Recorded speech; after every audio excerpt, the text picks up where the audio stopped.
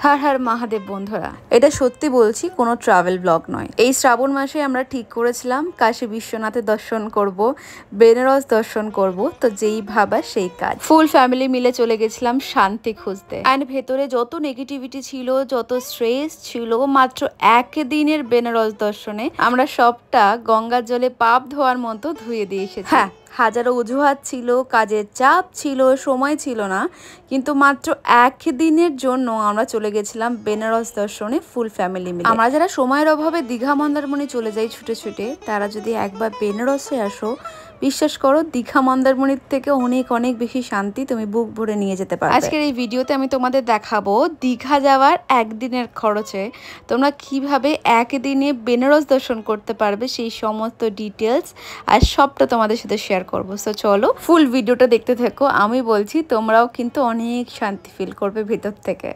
তো প্রথমেই বলছি আজকের বেনারস ট্যুরটা কিন্তু আমি পুরো একটা ভিডিওর মধ্যে রেখেছি অ্যান্ড খুব মজার হতে চলেছে ভিডিওটা। তোমরা যারা দেখছো প্লিজ পুরোটা দেখো, তাহলে তোমাদের খুব ভালো লাগবে। আর আমি এরকম টাইপের ভিডিও বানাই না, তোমরাও জানো। খুব ইচ্ছে ছিল যে বেনারস ট্যুরটা আমি তোমাদের সাথে শেয়ার করব, তো ফাইনালি আমি শেয়ার করছি। অনেক ভুল ত্রুটি থাকবে ভিডিওর মধ্যে, তো প্রথমেই তার জন্য সরি বলছি, ক্ষমা করে দিও। কিন্তু তোমাদের ভিডিওটা দেখতে খুব ভালো লাগবে। পাশাপাশি আমরা কোন হোটেলে ছিলাম, সেখানকার কি প্রাইস ছিল, এছাড়া আরো কোন কোন মন্দিরে গিয়েছিলাম, তোমরা কিভাবে বেনারস ট্যুর করবে যারা প্রথমবার যাবে, সবটা কিন্তু আমি ভিডিওর মধ্যে শেয়ার করব। অ্যান্ড বিশ্বাস করো তোমাদের খুব হেল্প হবে তোমরা যারা বেনারস যাচ্ছ। তো প্রথমে আমরা কিন্তু ক্যাবে করে চলে গেছিলাম হাওড়া। আমাদের ছিল বিভূতি এক্সপ্রেস, 8টা থেকে আমাদের ট্রেন ছিল। টেস্টি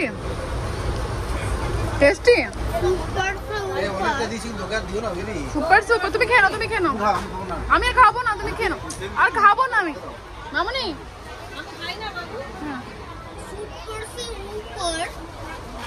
সুপার সে উপর খাবো না আমি।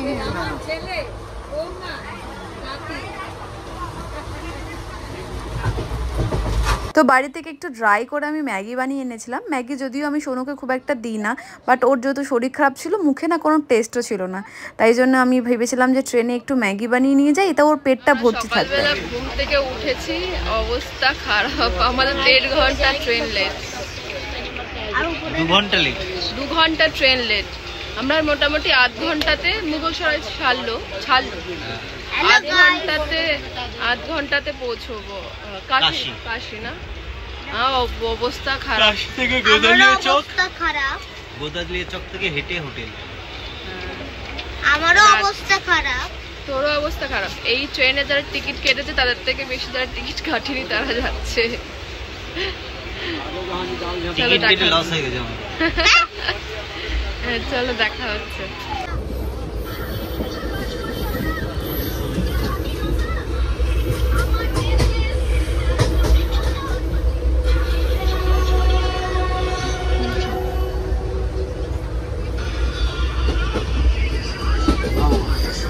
আমরা মোটামুটি 10টা সাড়ে 10টার সময় ট্রেন থেকে নেমেছি, কিন্তু আমি জানি না কেন আমার এত খারাপ এক্সপিরিয়েন্স হয়েছে যাওয়ার সময় অ্যান্ড সেম ফেরার সময়ও। জানি না কেন সবাই বলছিল শ্রাবণ মাসের সোমবার বলে নাকি এত ভিড় ছিল। মানে টিকিট না কেটে মানুষজন কিভাবে ট্রেনে এইভাবে ট্রাভেল করতে পারে আমি সত্যিই আমার জানা নেই। আমরা আসার সময়তে টিটিকে বলেছিলাম যে কেন এরকমভাবে যারা টিকিট কাটেনি তারা উঠছে, তো টিটি আমাদের বলেছিলেন যে এরা লোকাল লোকজন, এরা নাকি এইভাবে ট্রাভেল করে। আমি জানি না কেন, একদম অনেস্ট রিভিউ দিচ্ছি আমি। এতে যদি আমার নামে কোনো কেস হয় হবে, কিন্তু সত্যি আমার খুব খারাপ লেগেছে। টিকিট না কেটে মানুষজন কিভাবে এত দূর যেতে পারে, আমার কাছে এটা ভীষণ অবাক লেগেছে। আচ্ছা, আমাদের ট্রেনের টিকিট কত ছিল তোমাদের এটা বলা হয়নি। 482 টাকা করে আমাদের ট্রেনের টিকিট ছিল পার হেড। তো সোনুর হাফ কাটা হয়েছিল অ্যান্ড আমাদের 3 জনের, আরও 2 জনের যাওয়ার কথা ছিল আমাদের সাথে, তো তারা লাস্ট মোমেন্টে ওটা ক্যান্সেল করে দেয়। তো আমরা 3 জন, সোনুকে নিয়ে 4 জন গেছিলাম। আর একটা ইনফরমেশন খুব দরকার, সেটা হচ্ছে তোমরা স্টেশন থেকে নেমে যারা যাওনি কোনো দিন, ফার্স্ট টাইম যাচ্ছ, অবশ্যই মাথায় রাখবে একজন অটো সে 500 টাকা বলছে মানে তার সাথে উঠে যাবে এমন নয়। 2-3 জনকে জিজ্ঞেস জিজ্ঞেস করবে, যাচাই করবে, তারপর উঠবে। আমরা যেরকম প্রথম অটো স্টেশন থেকে নেমেই আমাদের অটো বলা হয়েছিল, আমাদের থেকে 400 টাকা চেয়েছিল। দেন পরে আমরা অন্য অটো দেখি, সেখানে আমাদের 150 টাকাতে মিটে গেছিলো। আমরা অটো থেকে নেমে আবারও রিক্সায় উঠেছিলাম, অ্যান্ড রিক্সাতে উঠেও আমাদের 100 টাকা নিয়েছিল, যেটা বাকি রিক্সাগুলো 200-250 চাইছিল। কিন্তু শ্রাবণ মাসের জন্য বেশ কিছুটা রাস্তা বন্ধ করে দেওয়া হয়েছিল, যার ফলে আমাদের অনেকটা হেঁটে যেতে হয়েছিল। তোমরা যারা শ্রাবণ মাসে আসতে চাইছো তাদের কিন্তু এই প্রবলেমগুলো ফেস করতে হবে। আচ্ছা, প্রথমেই বলে রাখি, আমরা যে হোটেলে ছিলাম ত্রিলোক রেসিডেন্সি, এটা কিন্তু কোনো রকম কোনো প্রমোশনাল ভিডিও নয়, একদম অনেস্ট রিভিউ দিচ্ছি। এই হোটেলটা আমার বেস্ট লেগেছে। এত পরিষ্কার পরিচ্ছন্ন এবং এনাদের ব্যবহার এতটাই ভালো। তোমরা যারা যাবে ভাবছো, তোমরা অবশ্যই এই হোটেলে যেতে পারো। আমার তো খুব ভালো লেগেছে। বেনারসের মেইন যে ঘাট, যেখানে গঙ্গা আরতি হয়, একদম কিন্তু সেখান থেকে মাত্র মিনিট 5-এর রাস্তা, তোমরা হেঁটেও যেতে পারবে। ভীষণ ভীষণ ভালো হোটেল। আমি তোমাদের ভিতরটাও পুরো ঘুরিয়ে দেখাচ্ছি। সরি, আমার স্টোরেজ প্রবলেমের জন্য আমি খুব প্রবলেম ফেস করি, এই স্টোরেজ প্রবলেমের জন্য। এই যে লম্বা ভিডিওটা, সেটা ডিলিট হয়ে গেছে। এটা আমি শ্যুট করেছিলাম শর্টসের জন্য, বাট আমার কিছু করার নেই, আমার তোমাদের এটাই শেয়ার করতে হচ্ছে। প্লিজ প্লিজ একটু অ্যাডজাস্ট করে নিও। রাত্রি 3:30 বাজে, আমি এখন এটাকে শ্যুট করছি, বাট এতটা মন খারাপ হয়ে গেছিলো আমার এটা ডিলিট হওয়ার পরে। ভাবলাম ঠিক আছে, এইটাই তোমাদের সাথে শেয়ার করে দিই।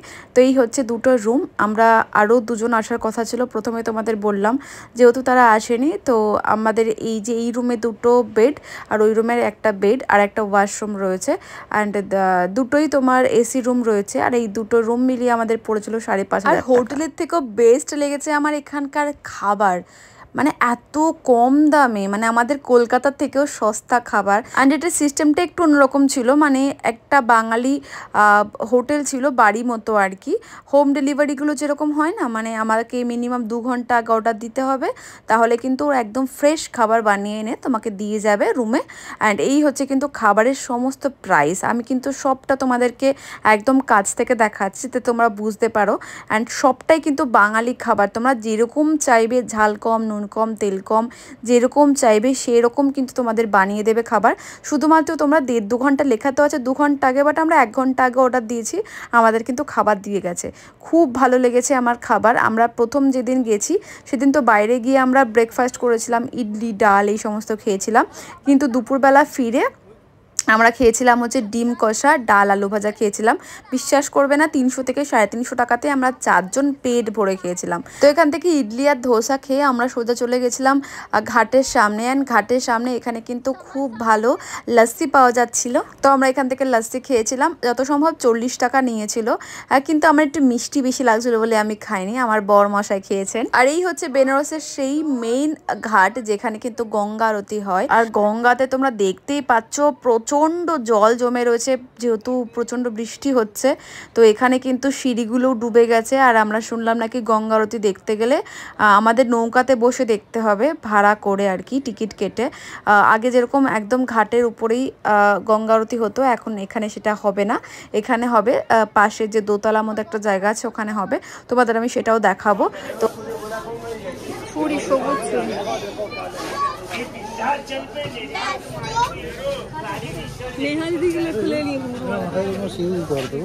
এখানে ঘাটের পাশেই খুব সুন্দর এরকম মার্কেট বসেছে। তোমরা যদি কাউকে গিফট করতে চাইছো, এখান থেকে কিছু নিয়ে যাবে, ঠাকুরের জিনিসপত্র পাওয়া যাচ্ছে, তোমরা নিতে পারবে। আর এখানে মহাদেবের মূর্তি পাওয়া যাচ্ছিল, দেখতেই পাচ্ছ। পুজোর সমস্ত ঘট, জিনিসপত্র, চুড়ি, সব কিছুই মোটামুটি পাওয়া যাচ্ছিল। তোমরা গিফট টিফট করতে চাইলে বা নিজেদের জন্য নিতে চাইলে নিতে পারো। আমরা যেহেতু একদিনের জন্য গেছিলাম, তাই সেরকমভাবে কিছু মানে কিনতে পারিনি। এখানে তারপরে ভাবলাম ট্রেনে ট্রাভেল করে এসছে, তো আমরা সবাই একটু ডাব খেয়ে নিই। এখানে 70 টাকা আর 80 টাকা ডাব পাওয়া যাচ্ছিল, তো সবাই মিলে আমরা ডাব খেয়ে নিলাম। তারপরে আমরা আর বেশি ঘোরাঘুরি করিনি, বাইরে প্রচন্ড রোদ্দুর ছিল, আর ট্রেনে ট্রাভেল করে আসার পরে শরীর পুরো ছেড়ে দিয়েছিল। তো আমরা এখানে খাবার অর্ডার করে দিয়েছিলাম 1 ঘন্টা আগে, যেটা তোমাদের বলছিলাম। আর এই হচ্ছে আমাদের লাঞ্চ, একদম বাড়িতে বানানো আলু ভাজা, বাড়িতে বানানো ডাল, বাড়িতে বানানো ডিম কষা, একদম মানে সিম্পল খাবার। আর এই সবটা আমরা খেয়েছিলাম 320 টাকাতে, সেটা তোমাদের আমি আগেও বলেছি। তারপর খেয়ে দিয়ে আমরা একেবারে ঘুমিয়ে পড়েছিলাম। ঘুম থেকে উঠে বিকেলবেলা গঙ্গা আরতি দেখবো বলে বেরিয়েছি। তো এখান থেকে দোকানে মানে একদম ওই রুমের পাশে, মানে যে আমরা যেখানে রুম নিয়েছিলাম হোটেল, তার পাশেই দোকানটা ছিল।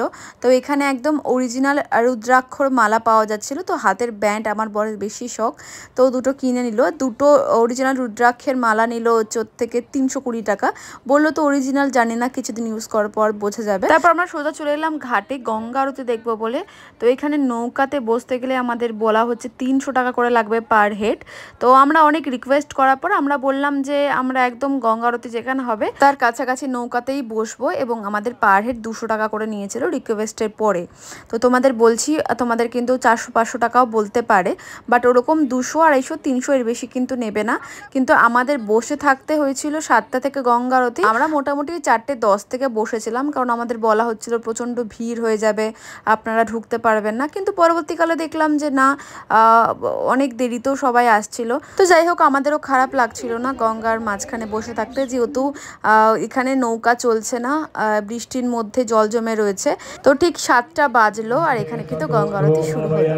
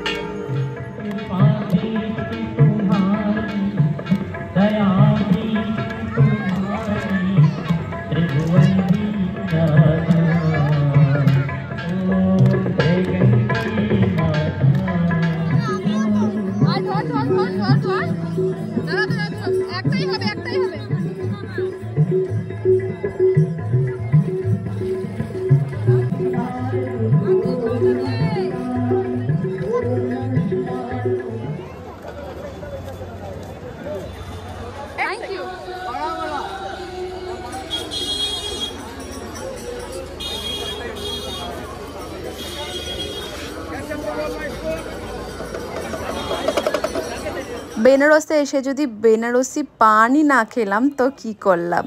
তো এখানে আমার বর, যদিও বা আমি খাইনি, আমি প্রথমেই বলে দিলাম যে তো আমি পান একদমই খেতে পারি না, কিন্তু আমার বর আর মামনি মানে আমার শাশুড়ি দুজনে কিন্তু এখানে পান খাচ্ছে। অ্যান্ড এই দেখো পান কীভাবে বানাচ্ছে আমি তোমাদের দেখাচ্ছি।